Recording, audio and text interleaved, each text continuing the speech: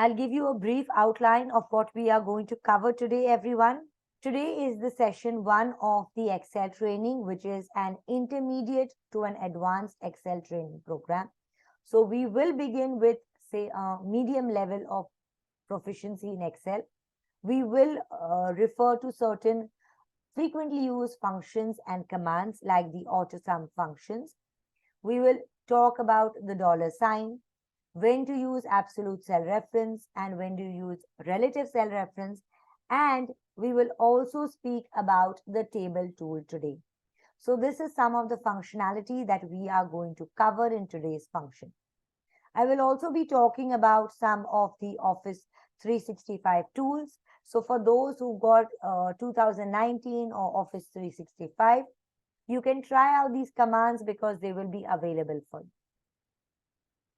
So with that, let me get started with today's session. Now, let me talk first about the hierarchy of MS Excel. Can anyone tell me in the chat box very quickly, which is the smallest unit in MS Excel? Smallest unit in MS Excel. Who can tell me? What is the smallest unit in MS Excel? Who can tell me quickly in the chat box?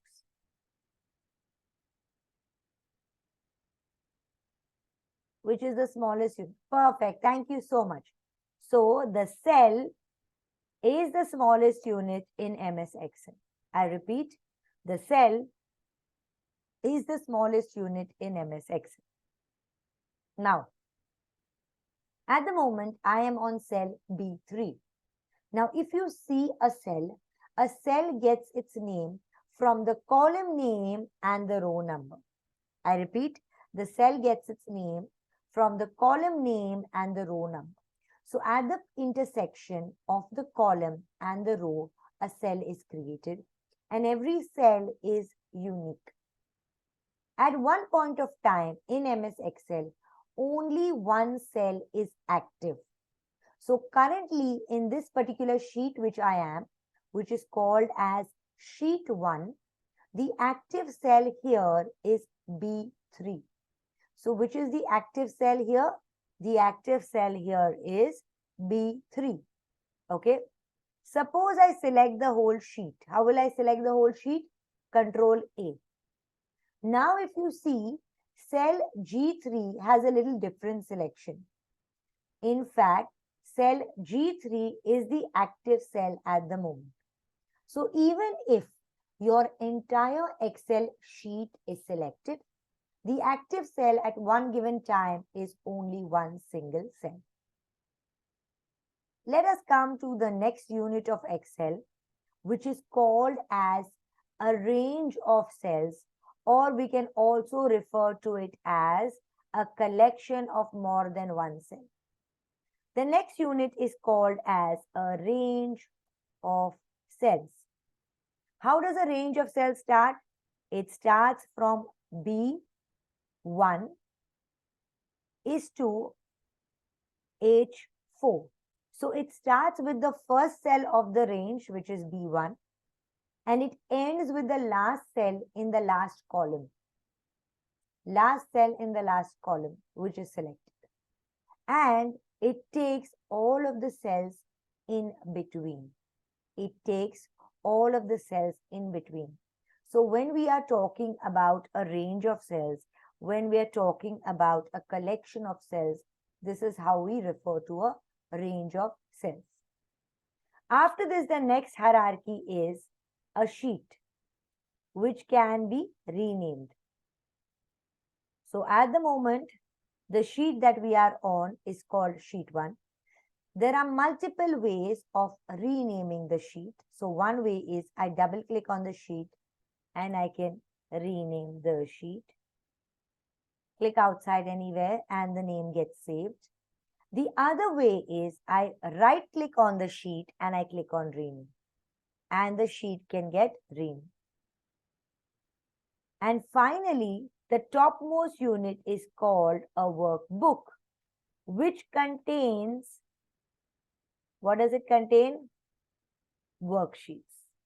So the topmost unit of MS Excel is a workbook. So the file that was shared with you is an Excel workbook, which is called Intermediate to Advanced Excel Training UAE, and it consists of multiple worksheets with different names.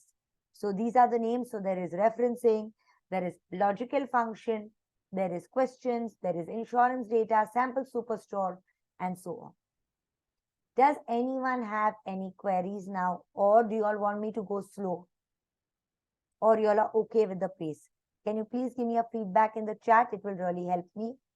And if you all have any questions as to what I have taught up till now, you all can also ask me those questions. Any questions, any feedback on the pace? Okay, great. Thank you for the feedback, everyone. Now let us come here to this particular sheet, which is called as the referencing sheet. Now I'm going to show you two scenarios. I'm going to show you two scenarios.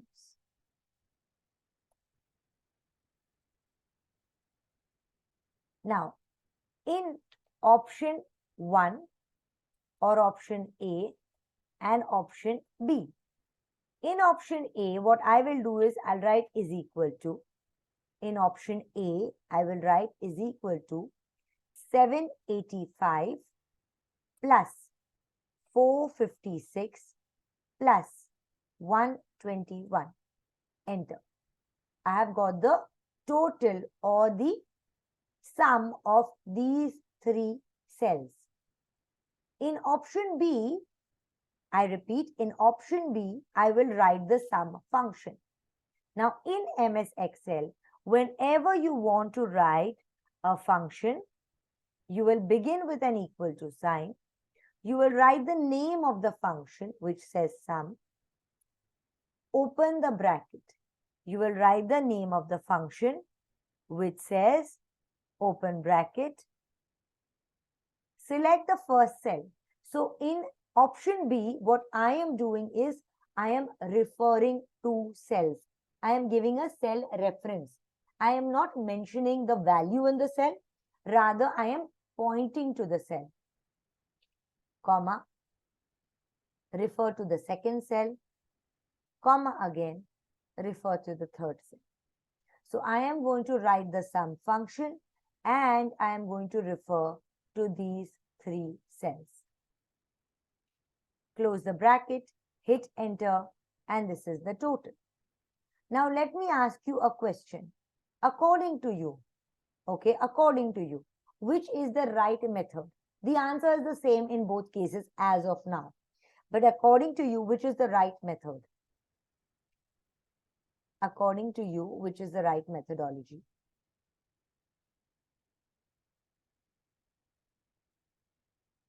Option B, super. Okay. I'll tell you why option B is correct. Would someone like to tell me why option B is correct? I want everyone to participate, please. Why is option B correct? Okay.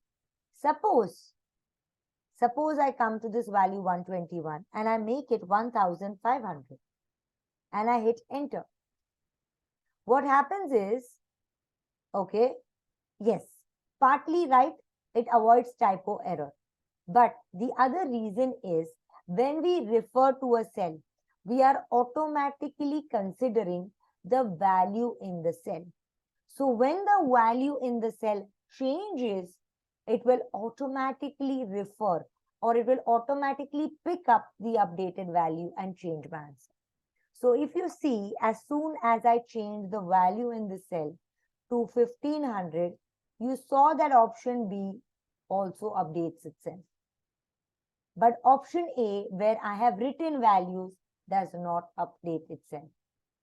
So this type of referencing or referring to a cell is called as relative cell referencing. It is the default cell reference of MS Excel, which is used to copy formulas and to create new formulas. So what are we doing? We are basically only pointing to a cell. We are referring to a cell. What are we doing? We're just clicking on the cell. When we are doing this action of clicking on the cell, we are basically just pointing to the cell. And pointing to the cell is nothing but giving a reference to the cell. Pointing to the cell is nothing but giving a reference to the cell. Are we clear? Any questions? Would you like to try this out or we can continue? Okay. Let us begin with calculating the revenue. Let us begin with calculating the revenue. In order to calculate the revenue, we have in one column the quantity, and in the adjacent column, that is the next column, we have the cost. In order to calculate the revenue, what we need to do is we need to take the quantity and multiply it by the cost. I repeat, we need to take the quantity and we need to multiply it to the cost. So what will we do? We will begin with an equal to sign.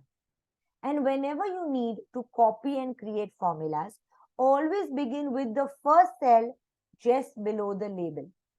Why do I suggest beginning with the first cell just below the label?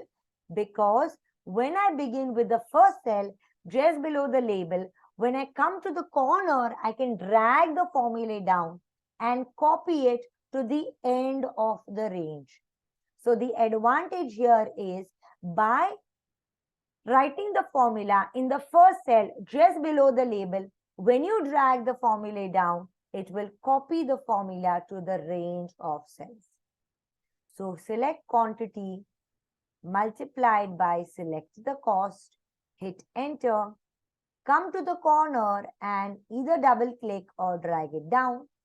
It will copy the formula to the range of cells. Is it clear, everyone? Can everyone complete the sheet till here? Can everyone complete F column, please?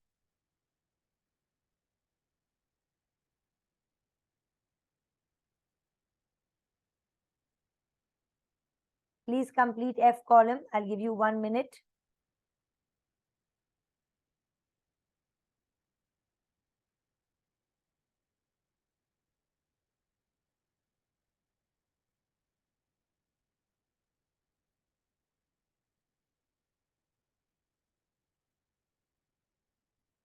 Okay. Super. Thank you, everyone. Now, in this particular cell, we need 6% of the revenue. I repeat, in this particular cell, we have 6%. And in this column called G column, we need to calculate 6% of the revenue. In the G column, we need to calculate 6% of the revenue.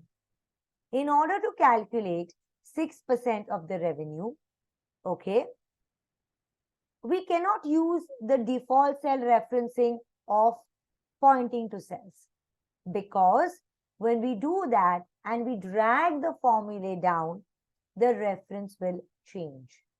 Have a look.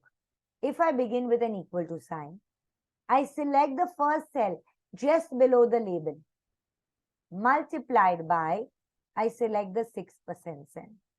So I select the revenue, multiplied by, I select the 6% cell. Hit enter. I have got the answer here in this particular cell, which is G5, and it is correct. But if I come to the corner here and I drag this formula down, look what happens.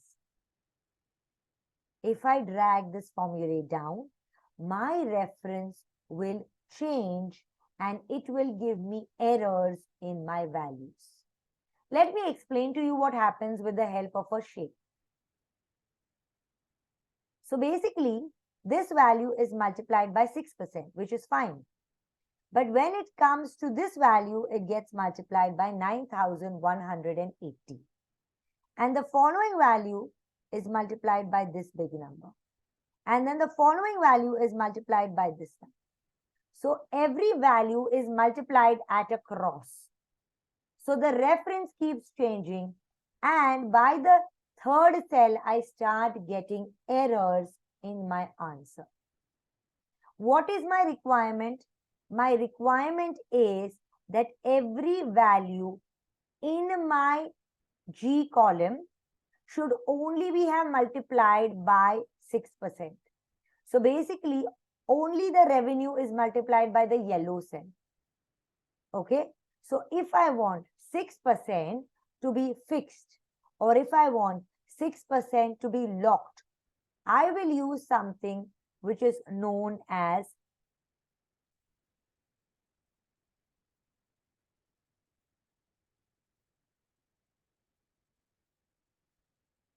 absolute cell reference. I will use something which is known as absolute cell reference, which is denoted by the dollar sign.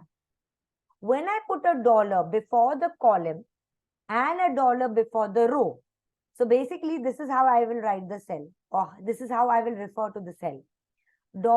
$C, $5. If I do this, it will lock the cell. It will fix the cell.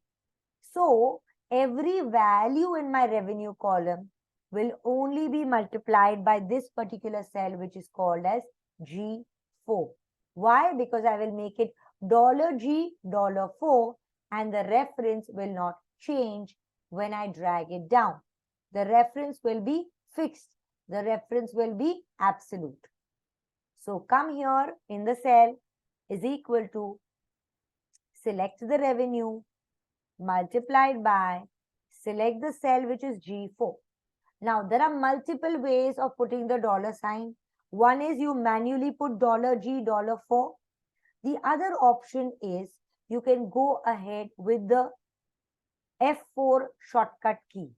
Function F4 or F4 will put dollar before G and dollar before 4 and make the cell which has the value 6% in it fixed or constant or locked. So when I hit enter and I come to the corner of this particular cell and I drag my formula down, I will not get an error and I will get proper values. Why? Because if you check, F6 is multiplied by G4, F7 is multiplied by G4, and so on. So every value in the G column is showing a multiplication of different values in F, but only multiplied by G4. This is called as absolute cell reference. People also call it lock cells, locking cells. They also call it dollar sign. Some people refer to it as F4. All of these things are referring to the ideology of fixing a particular cell. I repeat, all of these are referring to the ideology of fixing a particular cell or making a particular cell constant. Let me delete this and show it to you one more time. Begin with an equal to sign. Select the first cell just below the label in the revenue column. Multiplied by, select the 6% cell, and now you can either put dollar in front of G and dollar in front of 4, or you can just use the keyboard F4 or function F4. F4 is the top keys, F1, F2, F3, the F4. Okay. Use it along with function if it is not working alone. Hit enter. Come to the corner of the cell, drag it down, and you complete the cell. In this manner, we have just understood how to use absolute cell reference or how to use the dollar sign to lock a particular cell. As of now, we are locking only single cells. Can you lock a range of cells? Yes, we will be covering that in a bit. But now, try 6% and also go ahead and try 8.30%. I want you all to open the sheet for those who joined a bit late. Please open the sheet, save the sheet, and start practicing on the sheet on the referencing page.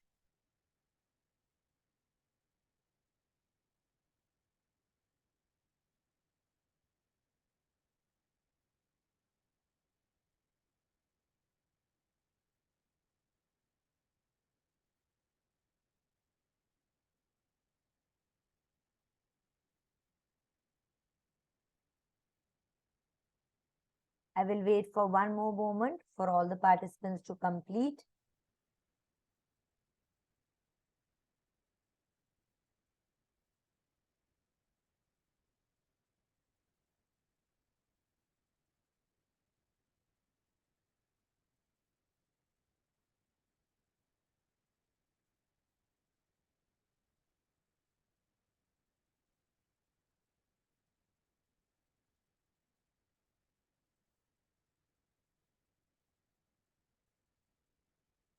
Uh, the sheet has been shared in the last email, Pradeep sir.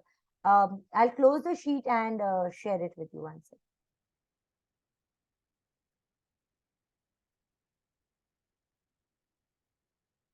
Okay, I put it in the group chat.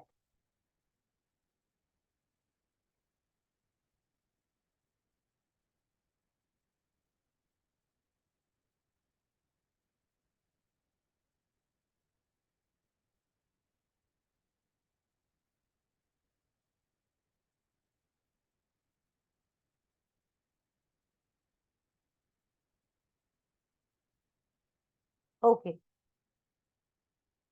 I am showing you the H column once before we proceed. Begin with an equal to sign.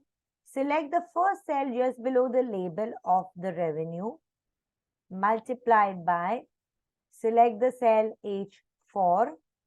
Now use the dollar sign to lock it. How will we lock it? Using the keyboard shortcut F4 or function F4. Press enter. This is the answer.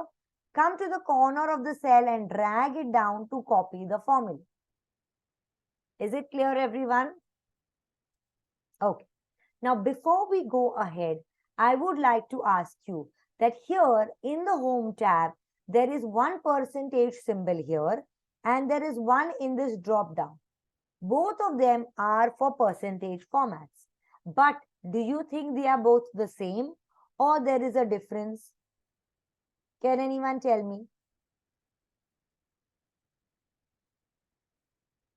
Is there a difference between the two percentage signs or they are both the same?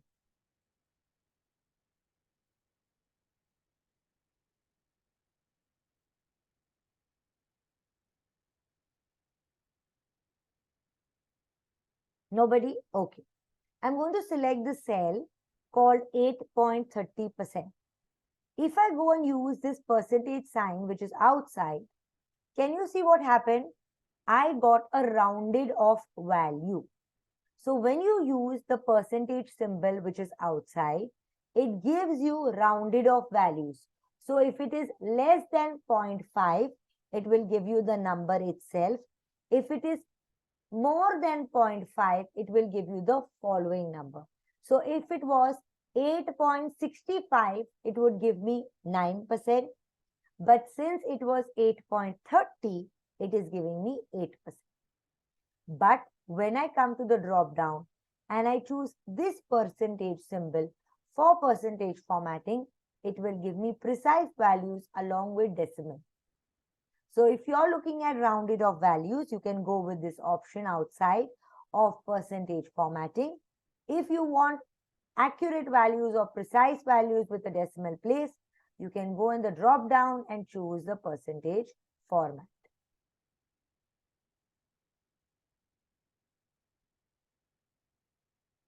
Okay. Now, before I proceed with the other Autosum functions, for those who have Office 365, for those who have 2019 onwards, any version of Excel, or they are using Office 365. In that case, you have something which is called as Dynamic Aware Array. Now, what does Dynamic Aware Array do? Dynamic Aware Array enables you to create spilled ranges. Dynamic Aware Array enables you to create spilled ranges. Now, what is a spilled range?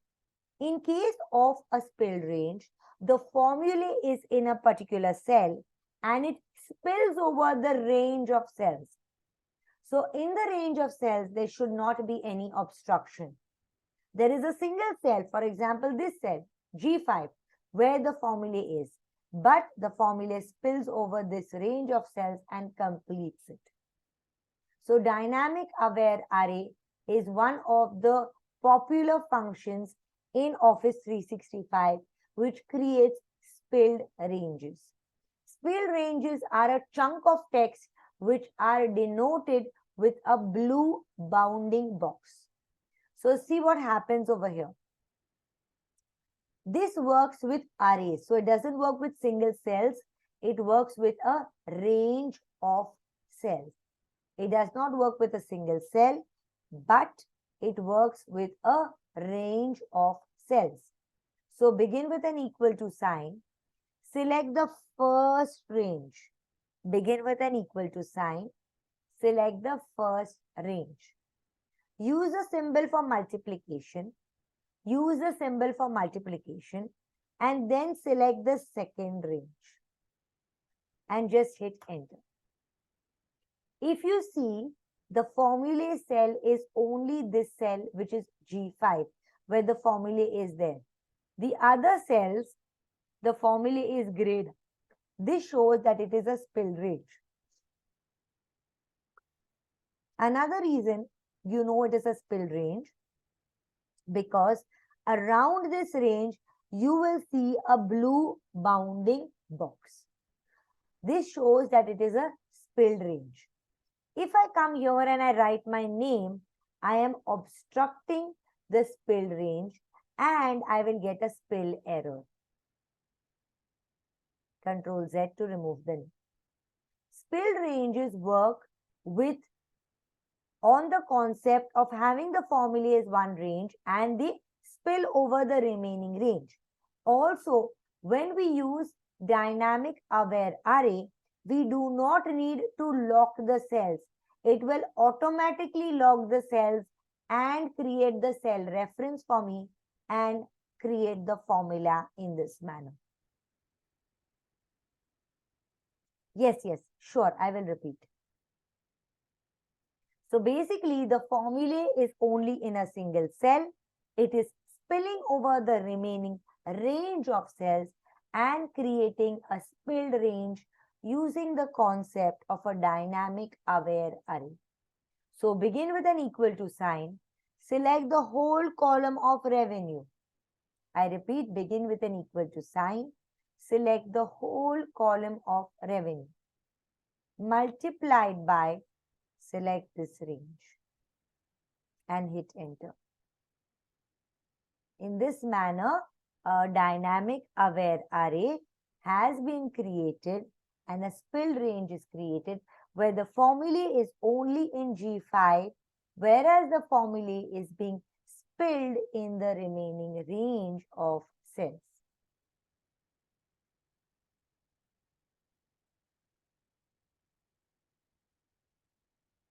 Can you all please try this out?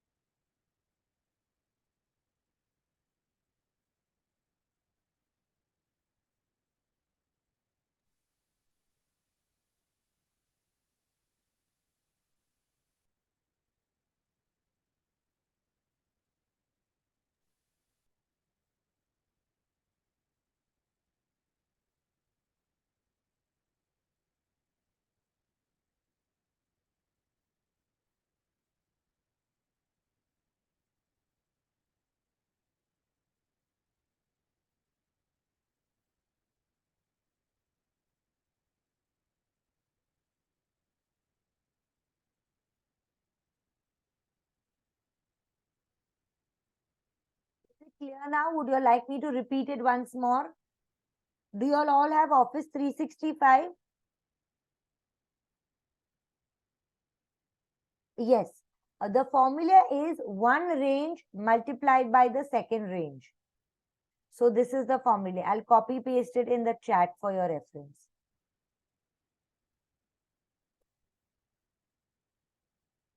It's basically a multiplication of arrays.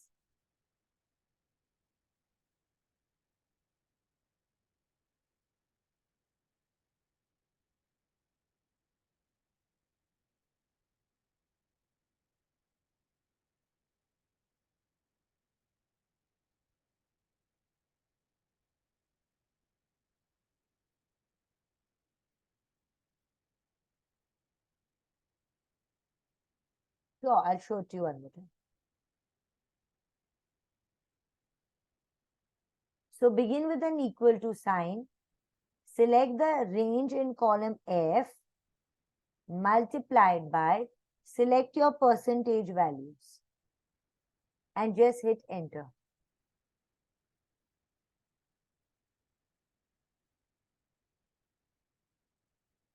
Probably because your version of Excel is not 2019 or Office 365. That could be one of the reasons. Do you want to share your screen?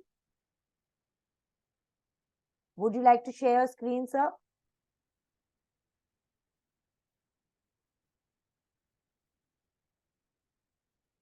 It's done. Okay, super. Anyone else has any doubts or any questions? Most welcome, sir. Okay, let us go now to the total. Now, for the total formula is the sum function. So, when we talk about total, or we talk about total or head count, or we talk about sum, we are always talking about the sum function. So, begin with is equal to sign, write the name of the function sum, open your bracket. So, always you'll write equal to sign, then you will write your function name, then you will open the round bracket. Then what we are going to do is we are going to select all the items in revenue column. We are going to select all the items in the revenue column. Now, is it important to close the bracket? It is a good practice. But even if we do not close the bracket and we simply hit enter, it will automatically close the bracket and give me the answer. So even if I do not close the bracket, it will still give me the answer. Now, the next is minimum. Now, from a range of cells, from a collection of cells, if I want the least value or the smallest value, I will use the function or the formula called min. The min function will give me the smallest value from the range of cells. So what does the minimum function do, or the min function? It will give me the smallest value from a collection of cells. So always begin with an equal to sign. Write the name of the function min, open the bracket, select the items from the revenue column. I repeat, select the items from the revenue column and hit enter. This is the least value or the minimum value. Now, suppose the cost changes. I repeat, suppose the cost changes to 1,980. What will happen? The minimum value will auto-update itself. Why does this happen? This happens because we have referred to cells. We are pointing to cells. We are clicking on cells. The advantage of cell referencing or referring to cells is that when we change the value within the cell, all the formulas or all the cells which are interdependent on each other will automatically update themselves and pick up the fresh or the updated values and show them.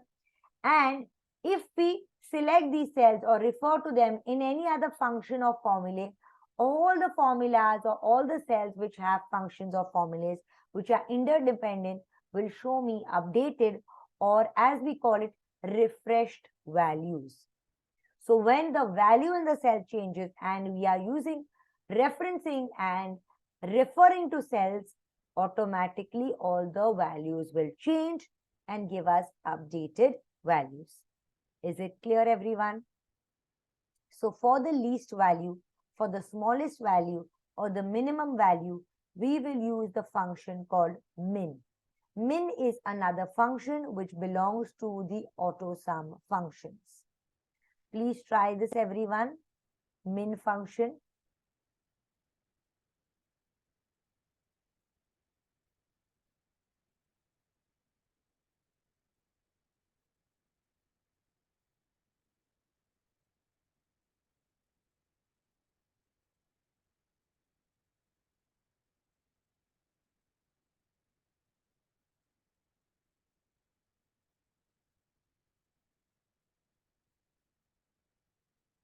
Okay, superb. Now, opposite of min will be the max function. So if min is giving you the smallest value, the max function will give you the topmost or the highest value. I repeat, if min function gives you the minimum or the smallest or the least value, max function will give you the topmost or the highest value. So begin with an equal to sign again, write the name of the function max, open the bracket. Select the range from the revenue column. Enter, and this is the maximum value. Again, since we have referred to cells, since we have selected cells, when the value in the cell changes, all the functions and formulas will show refreshed, or as we call it, updated values. Please try the max function, everyone. Okay, great.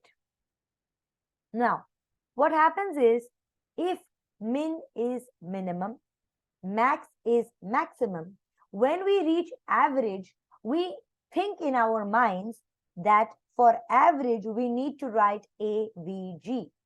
Since we think min is minimum, max is maximum, for average, we think the formula will be AVG.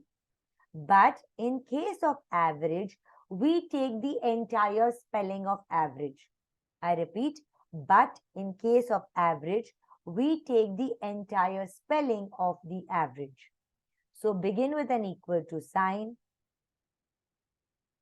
average, open the bracket. Begin with an equal to sign, average, open bracket. Select the revenue column. I repeat, select the revenue column again and hit enter. This will give me the average revenue from the range of cells. This will give me the average revenue from the range of cells.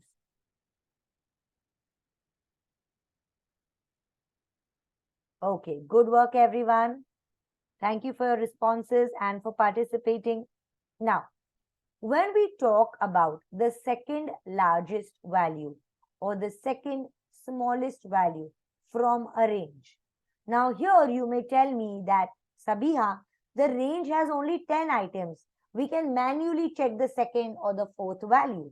But suppose your range extends to so many rows of data. Will you be able to manually do it? No. So in order to take care of this, we have the small function. What does the small function do? The small function refers to a range of cells and gives you the second smallest or the third smallest value depending on what you are searching for.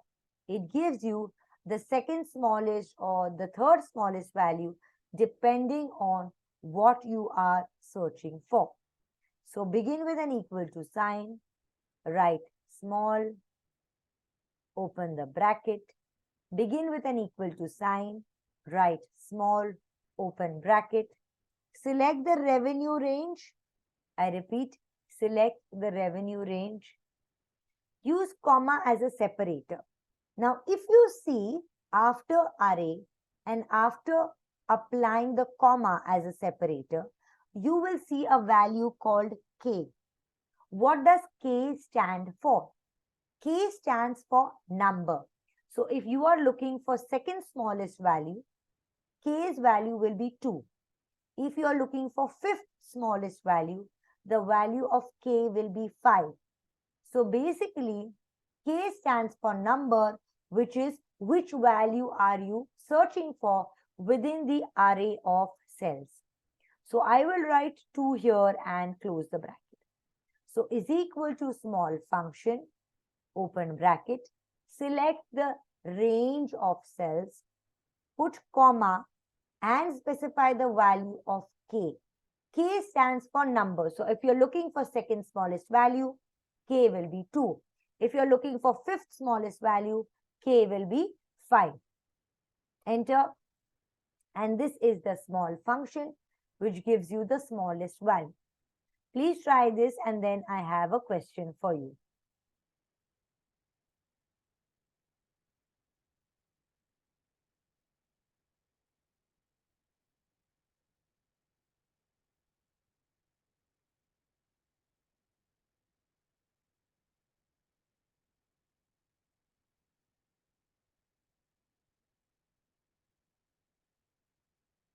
Okay, I have a question for everyone over here. Yes, I'll repeat it. Sure. So begin with an equal to sign. Begin with an equal to sign. Write small, open the bracket. Begin with an equal to sign. Write small and open the bracket. In array first, select the range. In array first, select the range. Comma as a separator and k stands for number. Now in this scenario, we want the second smallest value. Because we want the second smallest value, k will be 2. So the value of k will be 2. Enter. And this is the second smallest value.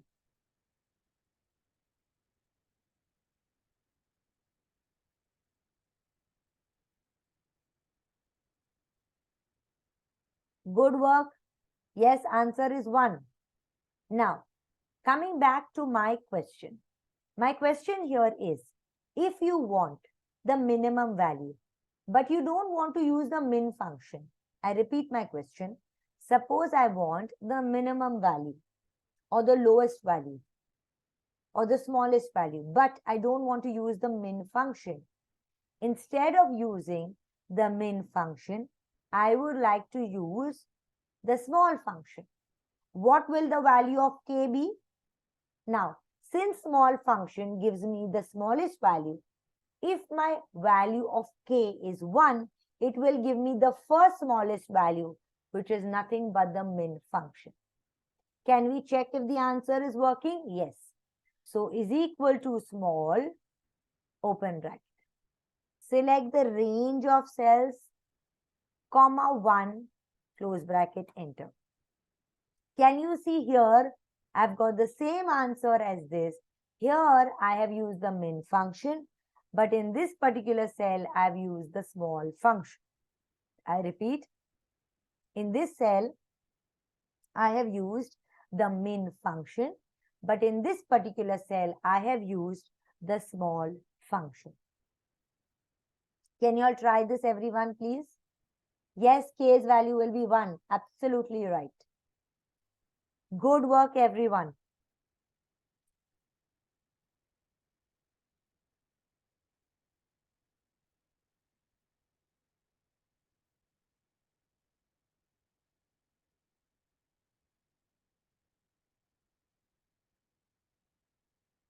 Okay, very good. Let us go ahead. Now let us come to large function. Now, if I'm looking for fourth largest value or the fifth largest value within a range of cells, if there are 10 items like this scenario, I could probably consider doing it manually. But if the range of cells, I repeat, if the range of cells is over 10,000 or 50,000 entries, I cannot manually sit and consider finding out the fourth largest value. And that is why opposite of small function is called as the large function. So opposite of small function, I have a function which is called as the large function. So begin with an equal to sign, write large and open the bracket. Begin with the equal to sign, write large and open the bracket. After opening the bracket, select the range of cells. After opening the bracket, select the range of cells, comma, and what will be the value of k here? Again, k here will stand for number. And since I want the fourth largest value, I will type 4, close the bracket and hit enter. And this is nothing but the fourth largest value from the range of cells. This is nothing but the fourth largest value from the range of cells.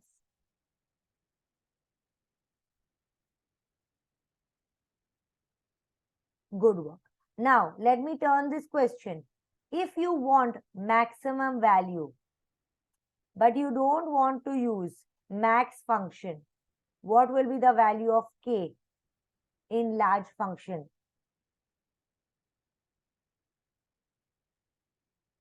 Is equal to large, open bracket, select the range of cells, comma 1, enter, and it is giving you the same value as the max formula. Yes, the value will be 1. Absolutely right. Good work, everyone. Excellent participation. Thank you very much. Okay. With this, we have completed referencing or referring to cells as well as the Autosum functions. Okay. We are now going to go to this particular sheet called logical function, and we are going to continue with some other functionality and tools. In this particular sheet, I am going to show you how to convert data into table format. In this particular sheet, I am going to show you how to convert data in table format. Now, before we convert data in table format, let me share with you the advantages of using a table or data in tabular format. Firstly, $sign is used, so reference will not change.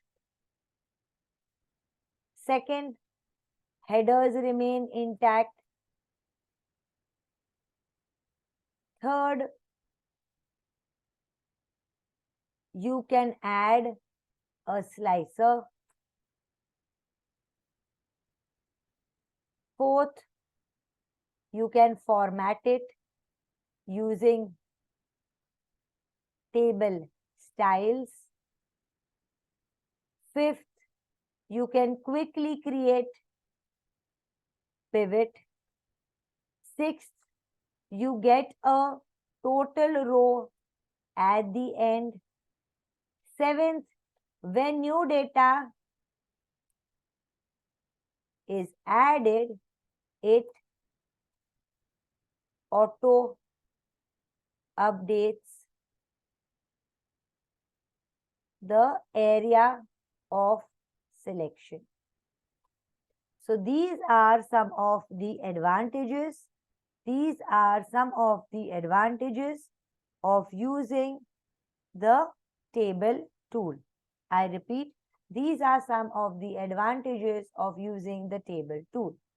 Now, when you are anywhere on a sheet, okay, so right now, I am on the sheet called logical function.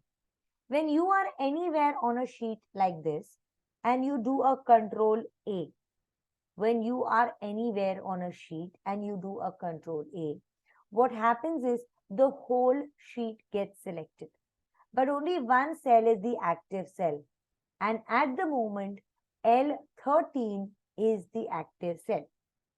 Alternatively, if you are within data, so you are within a range of cells or you're within a data set, and you do a control A. If you are within a data set and you do a control A, the extent to which the data exists, that much will get selected. So the entire data set till where it extends will get selected. So within a data set, if you do a control A, it will select the whole data set and give you. Now, In order to convert data into table format, either you can select the whole data and press Ctrl T. Ctrl T is the keyboard shortcut for create table. Or you can go to format and format as table. You'll get the same option. Or you can go to insert and say insert table. These are the three ways in which you can convert your data into tabular or table format. Now, whenever you have selected the data to create a table, it will ask you, where is the data for your table? Can you see the selected area is here along with the dollar sign? I repeat, can you see that the selected area is here with the dollar sign? What does this indicate? This indicates that the dollar sign has been used. That means it is a fixed range. It is an absolute range. So even if eventually I use it in a VLOOKUP formula or in any other function and formula to refer to the whole data set, and I drag my formula down, I will not get the reference error, or in short, my reference will not change. I will still be referring to this particular range of cells only.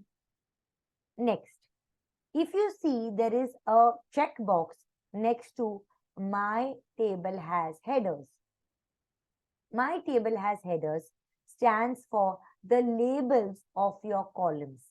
Now suppose your data does not have column labels. I repeat, suppose your data does not have column labels.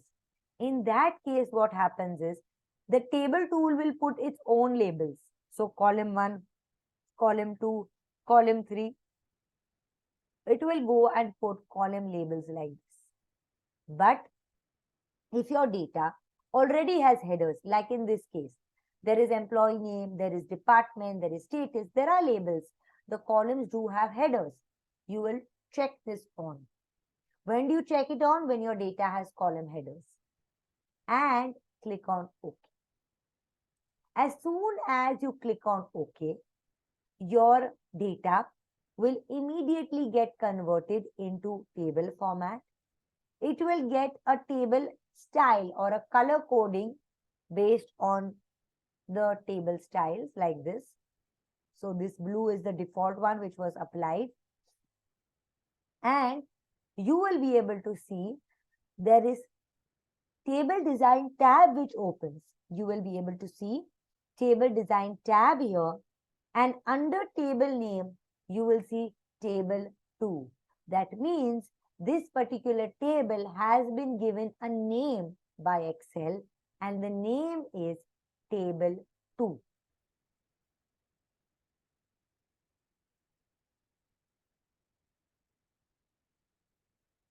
Okay, just one moment.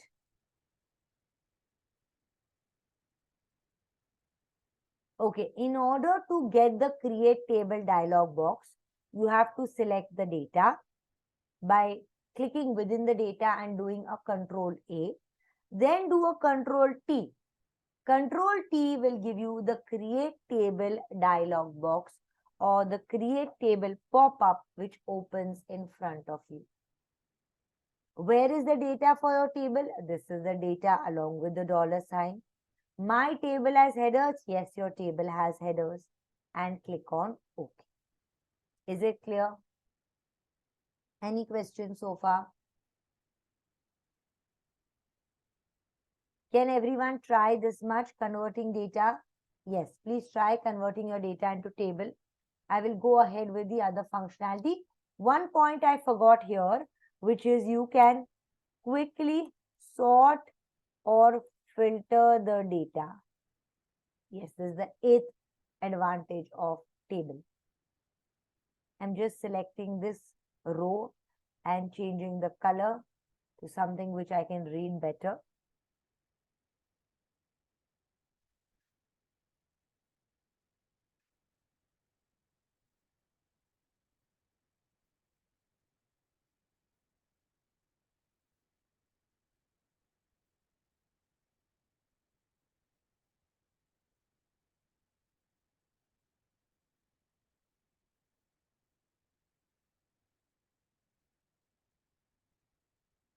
Table design is not showing. Table design will only show when you are on the table. So see, right now I am not clicked on the table. When you are on the table, you will see table design. These tabs are all context sensitive. So when the item on Excel is selected, only then you will see table design. Please try it. See, if you click on the table, you'll be able to see.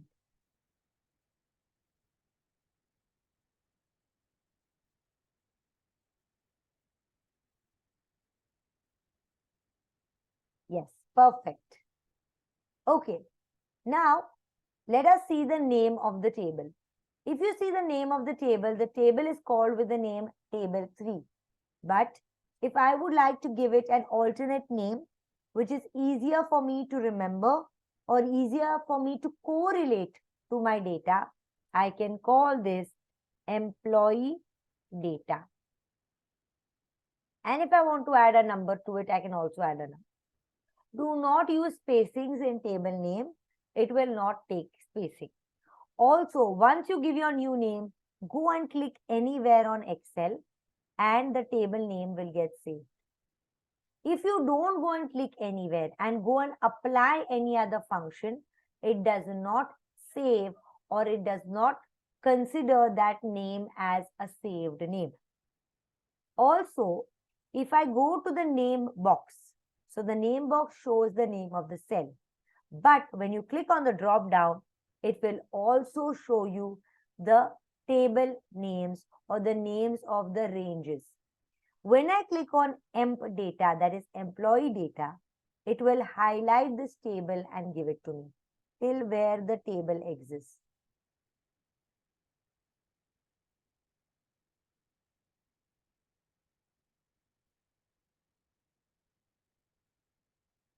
If I am within the table and I start scrolling, you will see that my headings remain intact as I scroll through the data. So my headings will remain intact and I will be able to scroll through the data.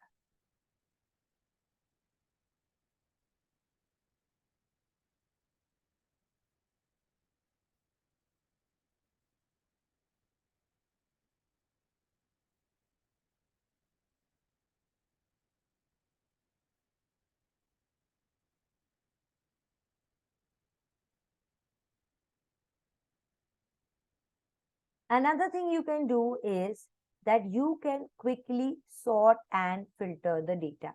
Is everyone okay with this much? Can I go ahead with sorting and filtering? Did everyone try scrolling and renaming the table? Yes. Okay. Now, can anyone tell me what is the difference between sorting data and filtering data? What is the difference between sorting and filtering data? Or what is sorting data and what is filtering data?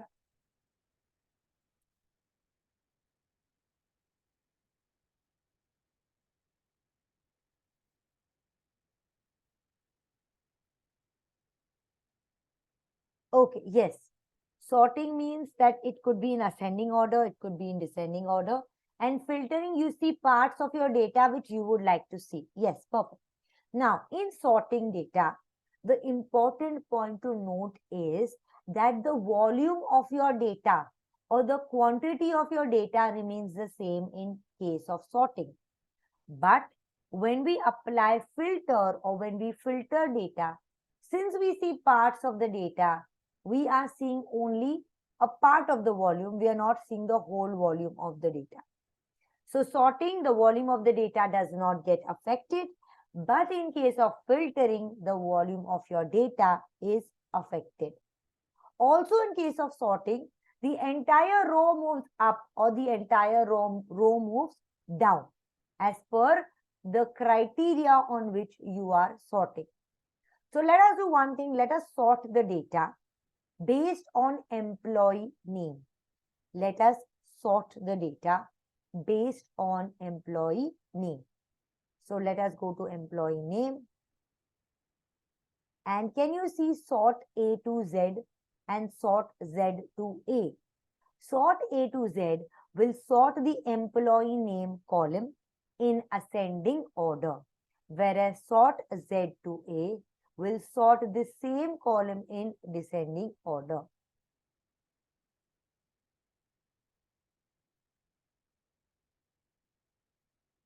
And now you can see all the employee names are in ascending order.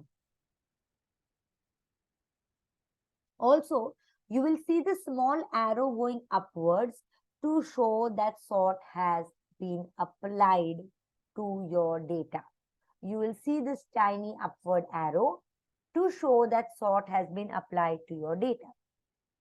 Let us try a different version of sort, whereby let us sort the salaries in descending order. I repeat my question. Let us sort all the salaries in descending order. That means I want the topmost salaries coming at the beginning of my column. So click on the salary column, sort largest to smallest. Sort largest to smallest means I am going to sort the salaries in descending order. So the topmost values will be the highest salaries. And now you'll see that 89,000 onwards, the salaries start reducing in number. And at the end of the row, they are something like 1,800. Similarly, if I want to sort based on the number of years worked in ascending order, I will click on the years column, sort smallest to largest, which is ascending order, that is 1 to 10 order. And here I have the number of years in ascending order. Every time you apply sort, you will see this arrow indicating that sort has been applied to the data. Again, when you sort the data, the quantity of your data remains the same. The volume of your data remains the same when you sort your data.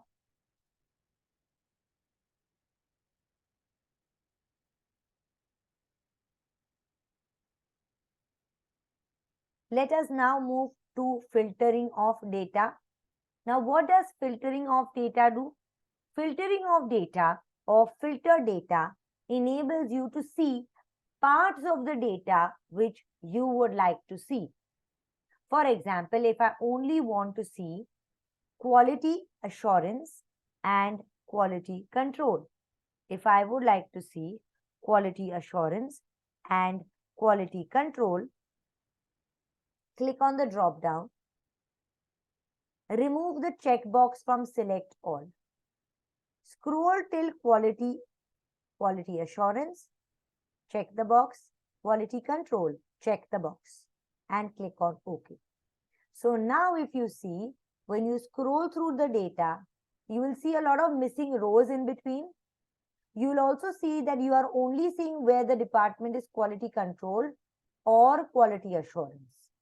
You will also see next to department, there is a sieve icon or there is a symbol which shows that the data has been filtered. You will see the symbol of filter and you'll see department equals quality assurance or equals quality control. This shows that when you filter data, you see parts of the data, you do not see the whole data. How do you clear the filter? Come back to the drop down and you will see clear filter from department active. The clear filter from department will enable you to remove the filter from this particular column. Clear filter from department will enable you to remove the filter from the department. Please try this, everyone.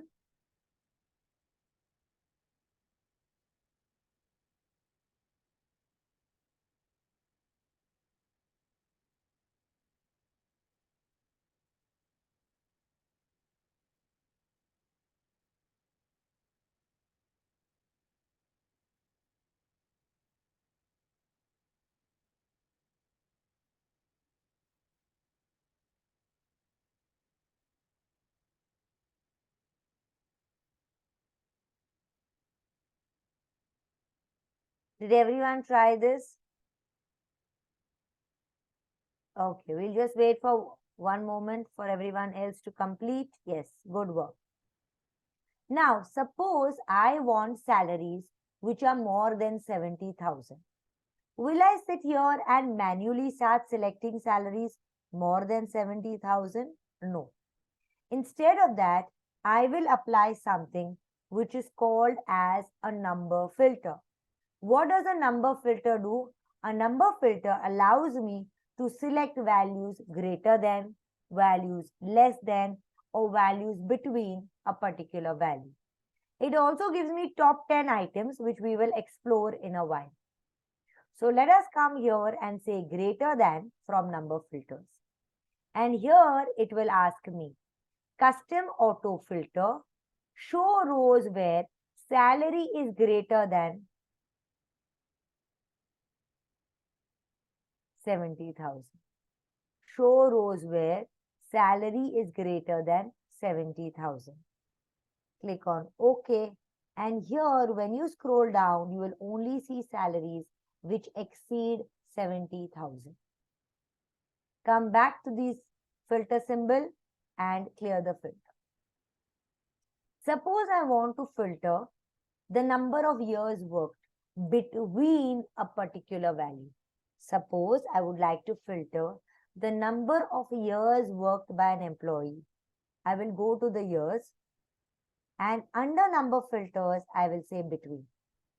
Let me say between 15 years to 20 years. So I only want to see employees who have worked more than 15 years but less than 20 years.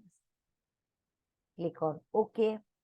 And now when I scroll through the data, I will only see employees who have worked between 15 to 20 years. So they have worked 15 years or 20 years or anything in between, but nothing more than 20 and nothing less than 50. So the between function enables you to get data between two particular values.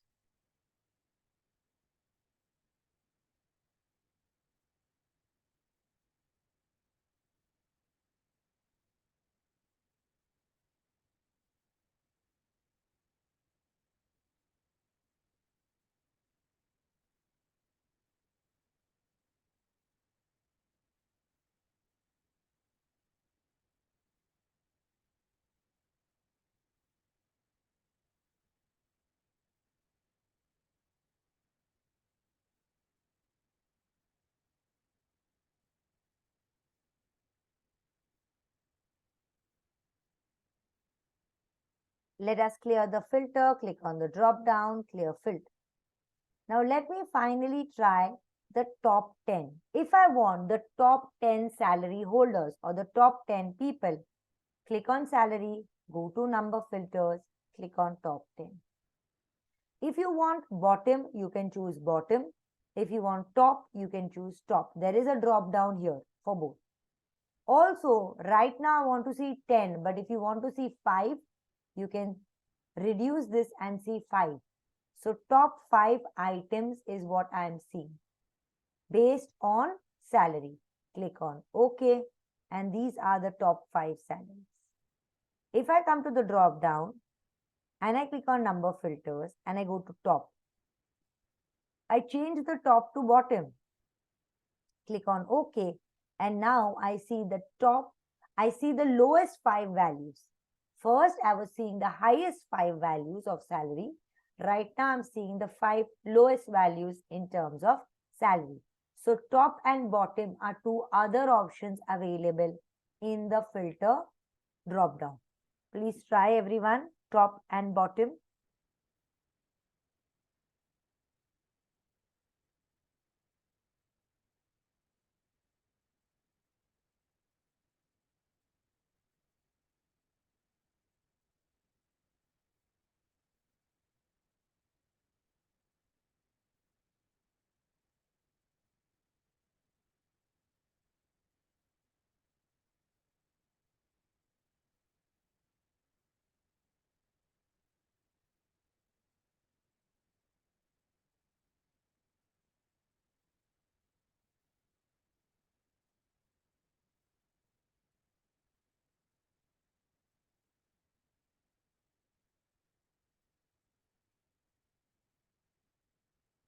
Top.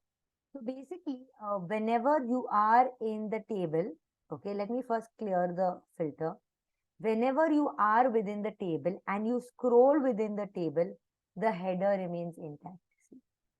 So basically the header becomes synonymous or becomes one with the column A, B, C, D, and it remains intact when you scroll through it. So you have to click anywhere in the table and scroll through.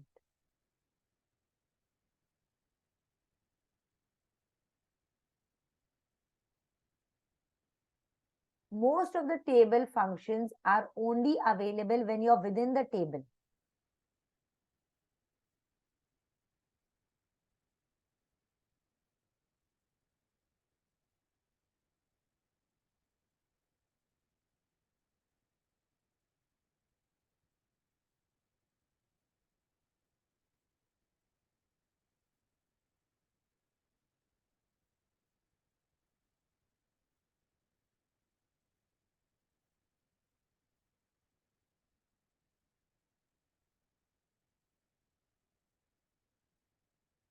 Most welcome. Oh, now when you are on the table tool, you have table design, which is available as a tab. When you click on table styles here, you can choose a coloring and a formatting which you like for your table or which suits your data. Now, next to table style, you have something which is called as table style options. Now, what does table style options do? Table style options enable you to work on your table. So, for example, if you want banded rows, you can ask for banded rows. I'll just change the coloring so you see it better. So, if you click on banded rows, you get these bands for your rows. See the difference? If you click on banded columns, you get bands for your columns. If you click on first column, it will make your first column in bold. If you click on last column, it will make your last column in bold. If you ask for header row, it will keep your header row on, else you can close the header row. And you have something which is called as total row, which gives you a row at the end of the data with Autosum functions or formula. So under table style options, when you enable total row, it gives you a row at the end of the data with a drop down. So for example, here, if I click on the drop down, I can say count and it will count the number of job ratings and give me. Go to the salary column, click on it. There is a drop down here as well. You can click on this drop down and you can say max and you will see the maximum salary.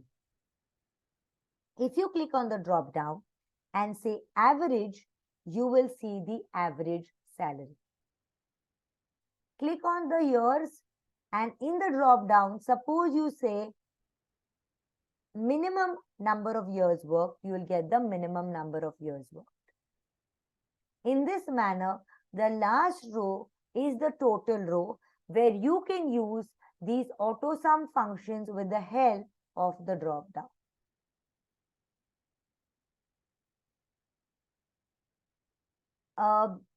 When you click on table style options, and enable the total row, for every item you have a different drop down with inbuilt formulas. Yes, with inbuilt functions, which take into consideration the items in the column. I repeat, they take into consideration the items in the column.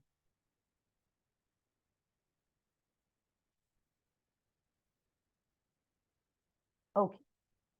And finally, when you scroll to the top of the data, you will see filter buttons, right? If you do not want filter buttons or you do not want to give your colleagues or team members who you're sharing your file with the ability to filter your data, you can close this filter button. When you close this filter button, you will no longer be able to filter the data. I repeat, you will no longer be able to filter the data. And in the absence, you will also not see the filter marks. If you enable the filter button, yes, you will be able to filter the data. Is it clear, everyone?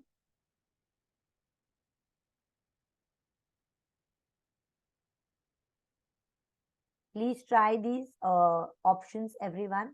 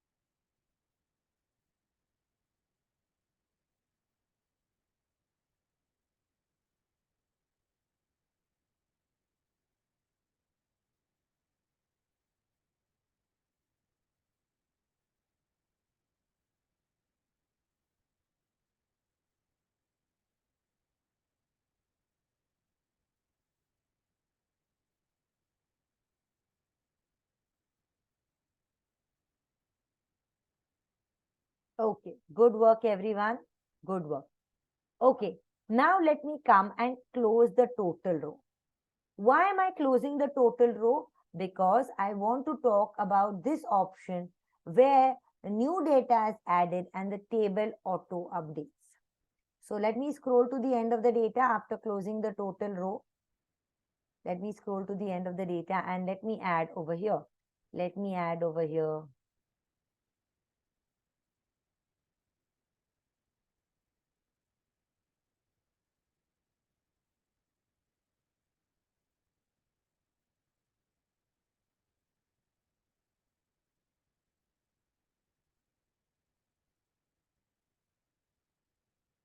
So I've added some data over here. Okay. Now, and it has added this row to my data. How can I check?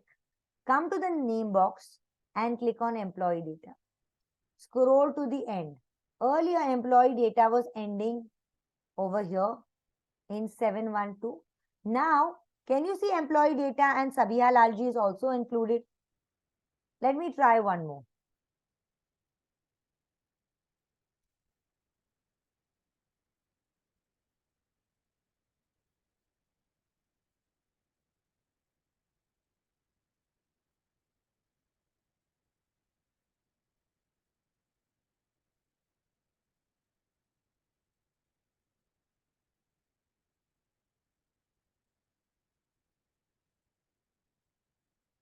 Click on the drop down, click on employee data. Scroll to the end to check. Can you see that it is added? Can you see that the data is added? This shows that whenever you add new rows of data within data that is in table format, I repeat, when you add new rows of data, okay, to data which is already in table format, the table auto updates itself.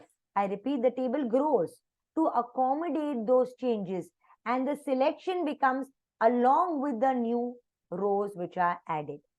So whenever new data is added or you have data in table format, the advantage is it auto updates itself when new entries are added, right? But the important point to note here is keep the total row off. Okay, now you can switch on the total row. And now here you can come to the drop down and say count.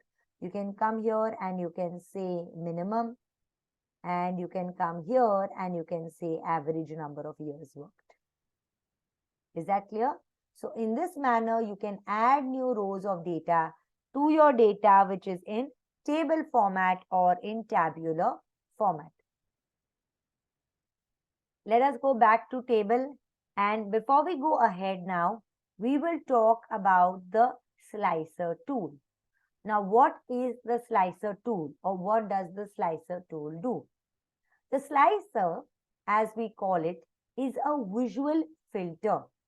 I repeat, the slicer is a visual filter which enables you to visually filter your data. I repeat, the slicer is a visual filter which enables you to visually filter the data. Now, when the data is visually filtered, there are buttons, and as we play around or as we change the buttons, it will reflect the changes here. As we change the buttons or we play around, we will see filtered values appearing in our data. Let us start with something simple, which is status. There are 4 or 5 types of status. Let us apply a slicer, or as we call it, a visual filter to the table. So under table design, when table is selected, under table design, you will see insert slicer. Click on insert slicer, and we are going to apply the slicer to the status column. Click on OK, and here I have my slicer. If you see, as soon as my slicer is created or my slicer appears, you will see slicer tool appearing here. So when table is selected, you will see table design. When slicer is selected, you will see slicer. Under slicer, you can choose different types of slicer styles. Under slicer, you can see different types of slicer styles. You can come here and you can choose contract. When you click on contract, you will see next to status there is a filter symbol, and when you scroll through the data, you will only see data relevant to contract appearing. How do you clear the slicer? You have the option here and you clear the slicer, or you press Alt-C keyboard shortcut, or you press Alt-C keyboard shortcut. Click on full time, you will now see data for full time. Now suppose you want to see data for full time and you also want to see data for part time. I repeat, you want to see data for full time and you want to see data for half time as well. So hold down Control key and click on part time. So when you click on Control key, you can filter the data for full time and for half time. Clear the filter. If you want to filter the data based on contract, full time and half time, if you see contract, full time and half time are adjacent items, that means they are one after the other. So click on contract, hold down Shift key and then click like this. And now you can see the data for all these three. You can see the data for contract, you can see the data for full time, and you can see the data for half time. How do you clear the slicer? Click here, or you can also click on Alt-C keyboard shortcut to remove the slicer. Can everyone try this much before I go ahead, please?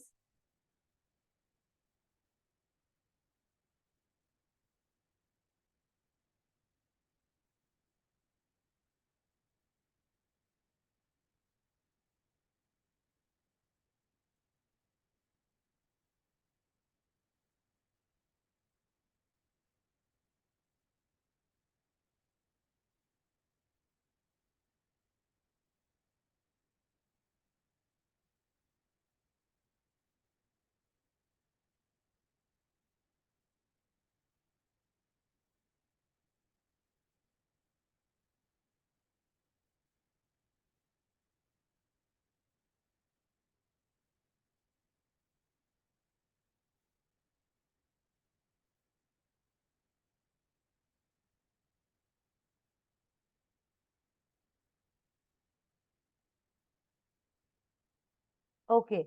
Uh, 1 second.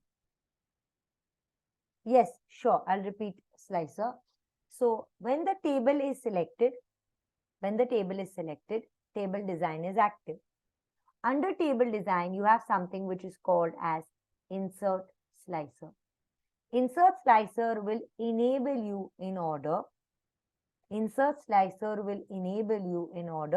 to apply a filter, a visual filter to your data. So click on the status column because right now we are going to apply the slicer on the status column. Click on OK, and here you can see the slicer. Now, if I want to see the data only for half time, I will click on half time. To clear the filter, I will click on clear. If I want to see the data for contract and full time, click on contract. For multi-select one after the other, hold shift key. For non-adjacent items which are far, like the first item, third item, fifth item, seventh item, use control key. To clear the slicer, click over here or press Alt C. Now, sometimes what may also happen is you may apply a slicer. Then you may go and delete the slicer. Okay. But what you are still seeing is a filtered version of the data. I repeat, what you are seeing is a filtered version of the data. So what will you do? Click on the drop down and click on clear filter from status, and it will clear the filter from the status and give it to you.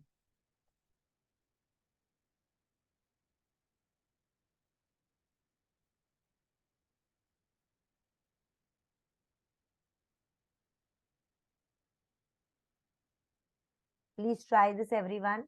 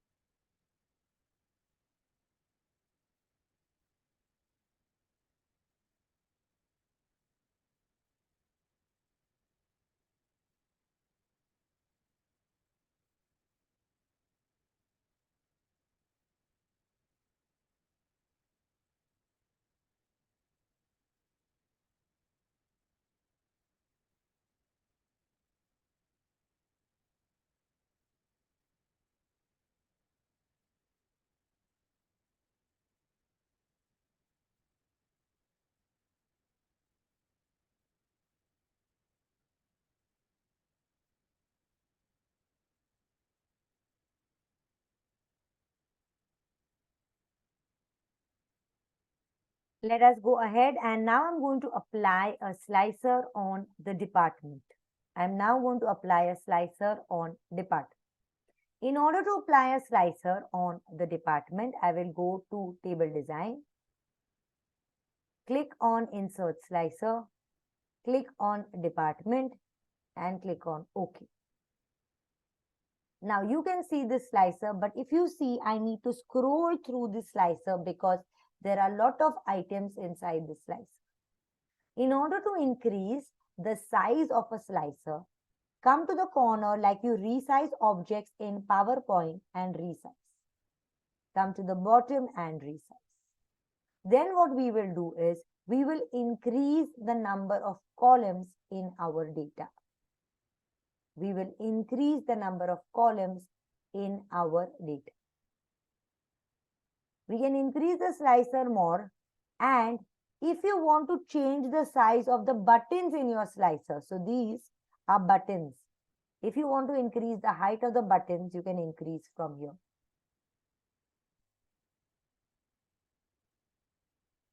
Yes, surely I will talk about the advantage of using slicer instead of using a filter. Okay.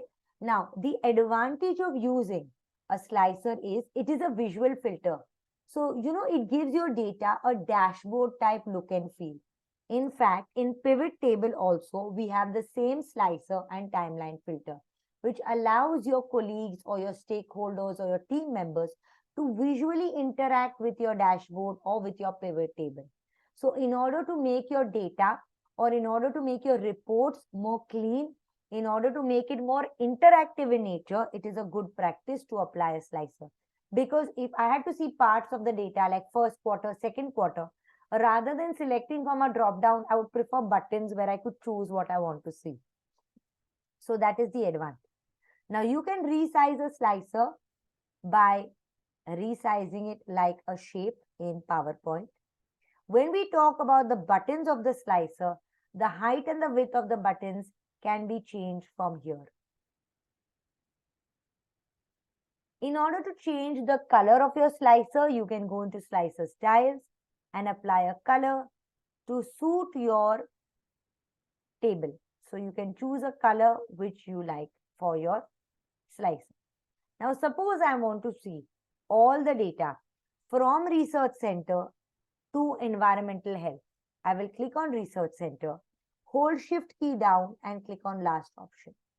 When I hold the shift key and select the first option and the last option, it takes everything in between. When I hold the shift key and I select the first option and the last option, it selects everything in between. In order to clear the slicer, I will click here and I will clear the slicer. If I want to select research center, operations, logistics, and training, I will click on research center, hold control key, click on operations. Keep the control key still pressed, click on logistics and click on training. In this way, I can click non-adjacent items or items which are not next to each other.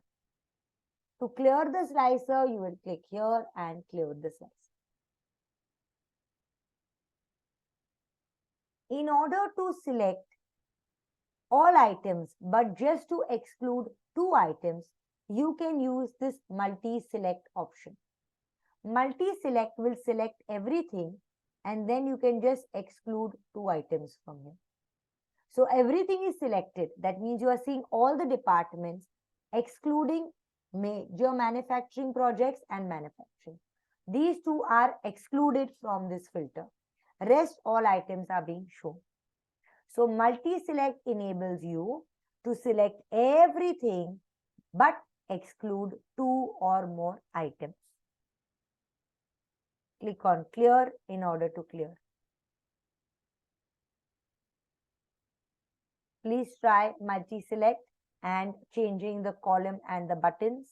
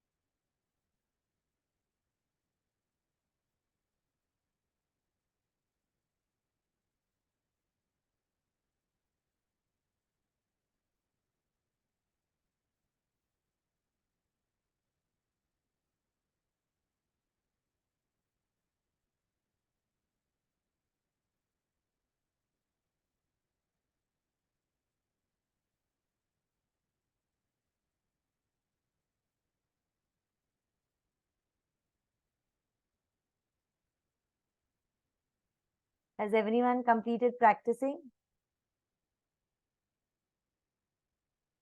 Okay. Now, let me show you one more interesting thing in case of the slicer.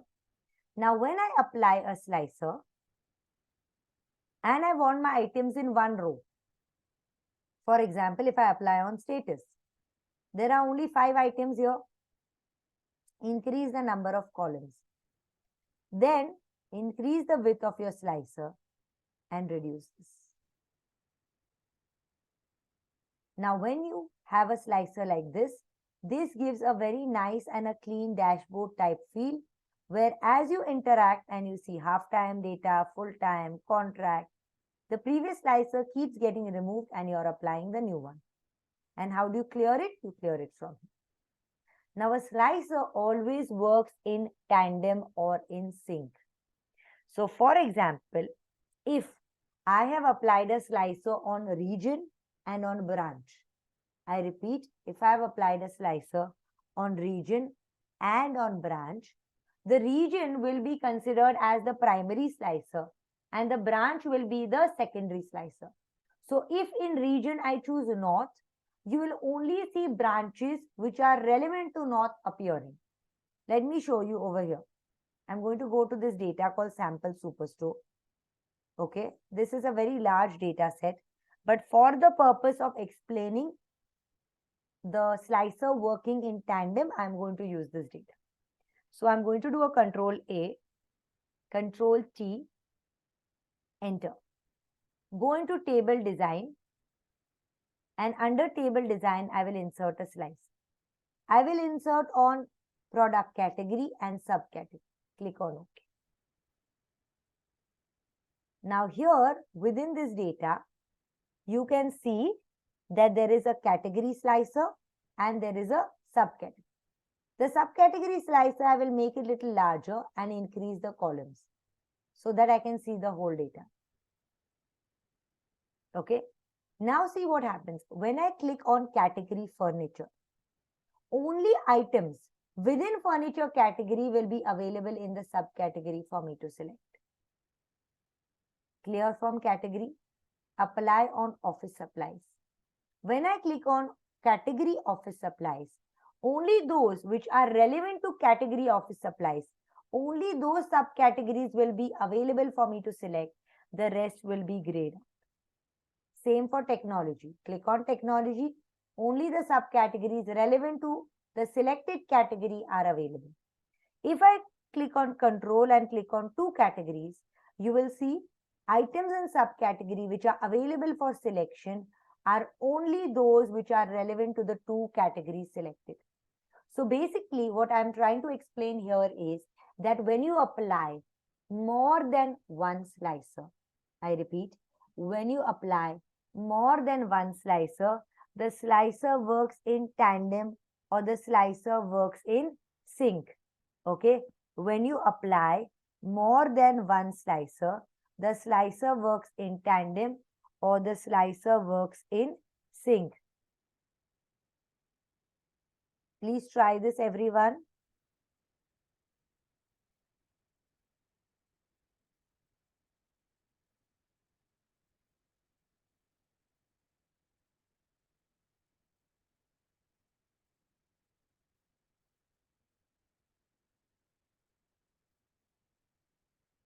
Please try this, everyone. If you all want to use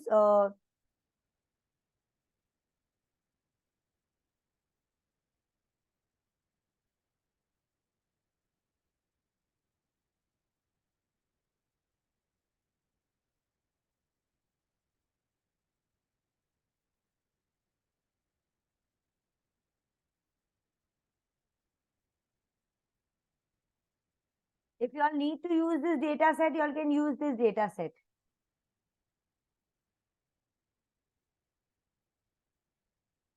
Yes, it's the same way. Exactly. I will show it. I will just clear out the slicer.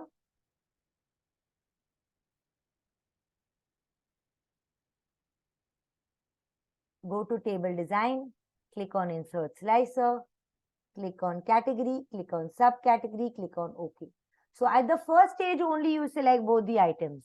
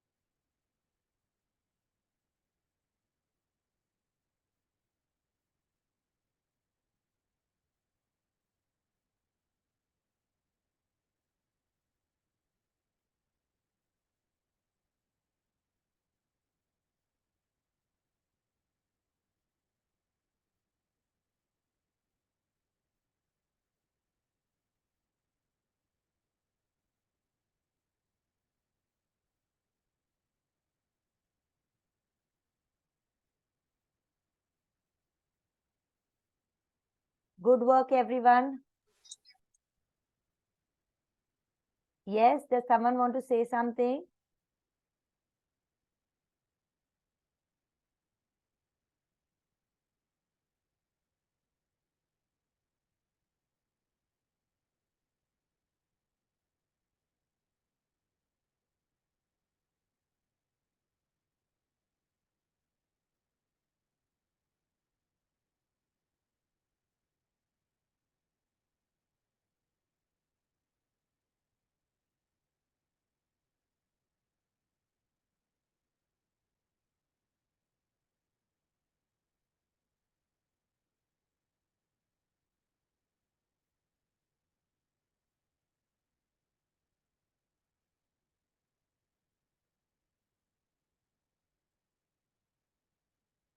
Okay. Did everyone try on this data set? Sample Superstore? Okay. Let's go back to the slicer. Delete the slicer. Now, let me ask you a question. I do not want table. I want to come out of the table. If I want to come out of the table, I will come to convert to range and it will ask me, do you want to convert the table to a normal range? So when you want to no longer remain in the table, you do not want to use the functionality of the table, okay? You will click on convert to range and now your table will be converted to a range of cells. I repeat, your table will be converted to a range of cells. Now, when your data is in table format, the disadvantage, okay, the disadvantage of using table are very few. So, there is a very less likelihood that you would convert the data back again to a range of cells. But just in case you would like to go ahead with other functions and formulae and you do not want to retain your data in table format, you can click on convert to range. Let me show it to you one more time. So under table design, you have convert to range, which will convert your data, which was formerly in table format, into a range of cells. It will convert your data, which was formerly in table format, into a range of cells. Now, if you do not want your data to be in table format, you'll do convert to range. You will lose all functionality of the table. I repeat, you will lose all the functions and the functionality of the table. This data will now no longer be in table format. But what will be retained? Look closely at the data set. Can you see what is retained? Only see, when you're scrolling, there are no labels. You can't filter the data. In the name box, the name is not available. But what is retained is only formatting. Only formatting is retained. You will lose, I repeat, all functionality. And what is retained is only formatting or only formats. Now, in order to clear formats, there are different methodologies. Yes, that is called the formatting. Now, the table design is the formatting. Yes, table design or formatting, it's the same thing. So, only that is retained. Now, what we are going to do over here is, in order to remove the formatting, I will do a Control A. Now, under the Home tab, under Editing group, I have over here Clear option. Clear all will clear everything. It clears data as well as formatting. But clear formats will only clear the formatting. If I click on clear formats, it will remove the formatting and give me the data in its raw format. In fact, even the date will no longer be in date format. In order to convert the date back again into a date format, I will click on the date just below the label. Control Shift and down arrow key. Go to the drop down and choose short date. It will now convert this data into date format. Clear? Similarly, if I want to just give labels or like headings for my rows, I will just go and put color for the rows and choose a bottom underline. To format the numbers, I will select the whole column, Control Shift down to select the data till the end, and I can quickly use this comma separator to format my numbers.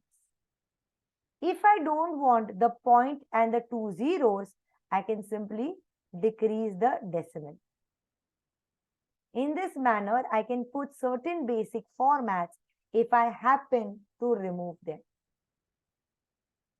If, for example, I have formatting here and I do not want to remove format, I only want to remove the content here, I can go to the editing group.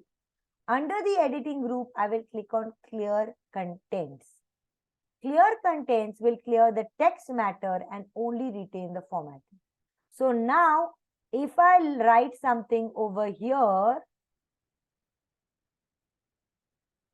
it will give me with the same old formatting. So only content to be removed, you will click here and say clear content.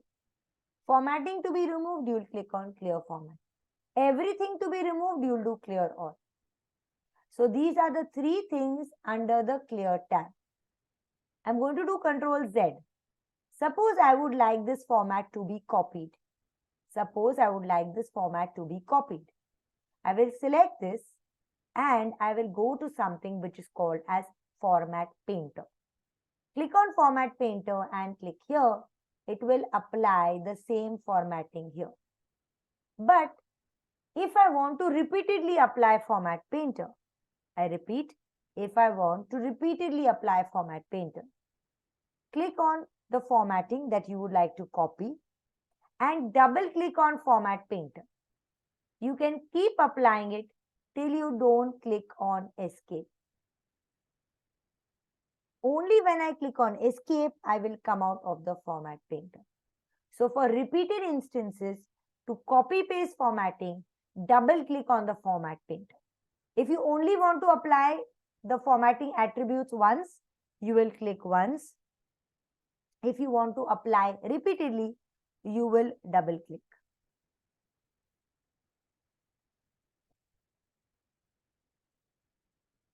Now, if I want to remove this formatting from here, what will I do? Select it.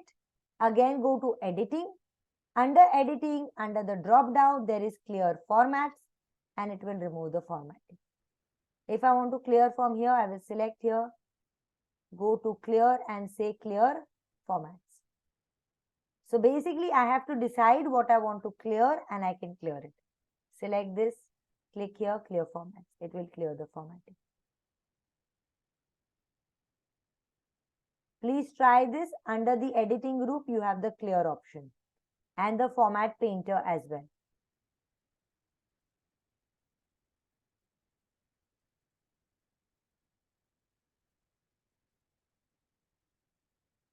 Yes, sure. I will show you the date correction. So sometimes the date is not in date format. You see it as a number.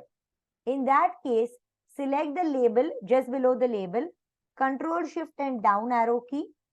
Go to the drop down here and under the drop down, you have something called short date, which will arrange the date in a short date format and format the whole column for.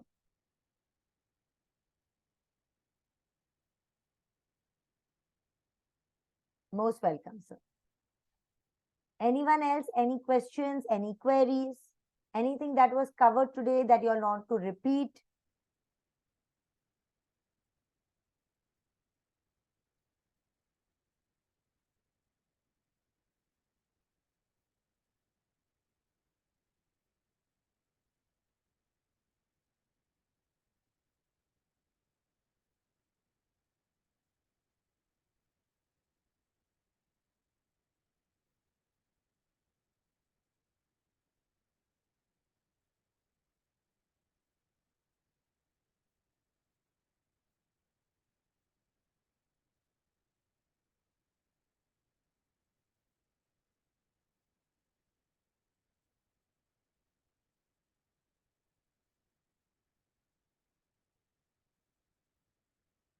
Madam, date format after correction shows like this below. I can't see the image. Would you like to share your screen? I can stop sharing and allow you to share.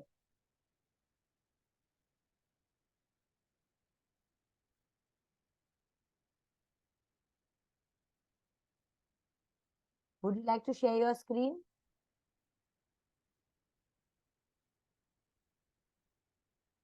Okay, it's showing like this. Okay. Now, suppose it is showing like that and you want it in a different format. Then next to number, you'll see a dialog box here called number format. Next to number, you will see a dialog box here called number format. Click on it and under format cells, you will see different formatting. You can choose the type you want from here.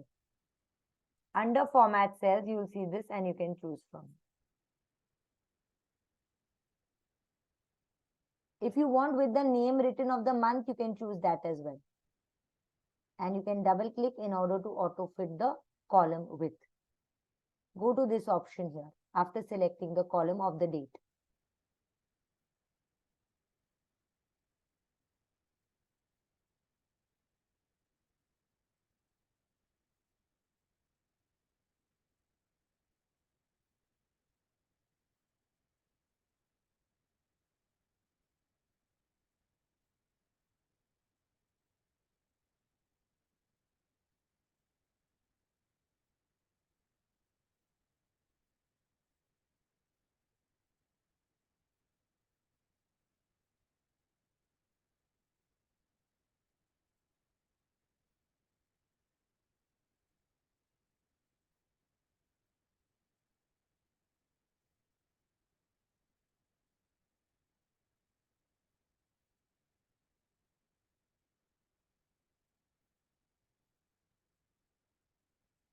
Perfect. Okay. Anyone else? Any other queries? Any questions? Any feedback about the topics or the concepts that were covered today? The session has been recorded. We will save the recording in a proper playlist along with the description with the contents that were covered, and it will be shared with you all on email. So that if you all want to recap or if you all have missed like the beginning of the session, you can go through it. Anyone, any questions, any queries? Does anyone want anything to be repeated?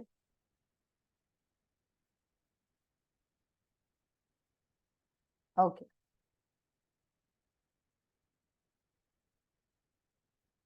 No questions. Are we good to go, everyone?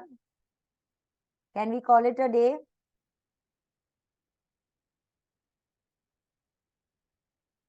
Yes.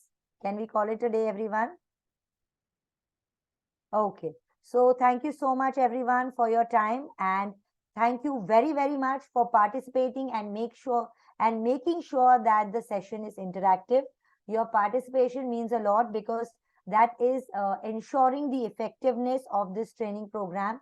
Thank you very much once again, everyone, for connecting, and happy Dashera to everyone. And the next session will be tomorrow at the same time. So UAE time 3:30 p.m. will be the next session for all of y'all. That is tomorrow. So please make sure you all connect on time so that we can begin the session. Same data set will be used for most of the sessions. If any new data set has to be shared, it will be shared with you. Thank you so much, everyone. Have a great evening. Bye-bye.